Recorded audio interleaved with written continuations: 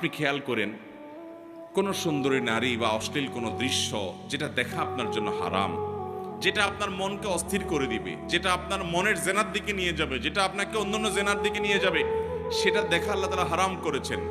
ওই জিনিসটা যদি আপনি দেখেন, দেখলে সাথে সাথে একটু নগদ স্বাদ পাবেন, মজা পাবেন, ঠিক আছে, কিন্তু পরক্ষণে অস্থির হয়ে যাবেন। এটা হলো অনেকটা চুলকানির মতো। চুলকাইতে অনেক মজা পাবেন, কিন্তু চুলকানির পরে জ্বলবে, ঠিক না ভাই? ঠিক।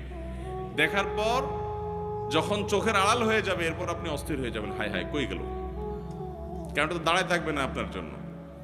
আর যদি আপনি না দেখেন, কষ্ট করে নিজেকে নিয়ন্ত্রণ করেন, সবর করতে পারেন যে আমি দেখব না, তাহলে এর ফলশ্রুতিতে কিছুক্ষণ পরে, প্রথমে একটু কষ্ট হবে, কিছুক্ষণ পরে আপনার ভিতরে এক ধরনের স্বাদ, এক ধরনের তৃপ্তি অনুভব হবে যে আমি আল্লাহ তাআলার আদেশ রক্ষা করতে পেরেছি, আমি নিজেকে নিয়ন্ত্রণ করতে পেরেছি, আমার মেরুদণ্ড আছে, আমি ডায়রিয়ার রোগী না, ডায়রিয়া হয়ে যাই নাই, নিজেকে কন্ট্রোল করতে পারছি।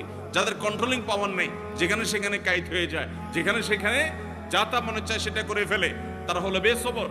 একজন ইমানদার তিনি যখন গুনাহ থেকে বাঁচার জন্য এরকম চেষ্টা করেন, কসরত করেন এবং জিতে যান, তো এই ব্যক্তি হলেন প্রকৃত সবরকারী। আল্লাহ তাআলা আমাদেরকে প্রকৃত সবরকারী হওয়ার তৌফিক দান করুন।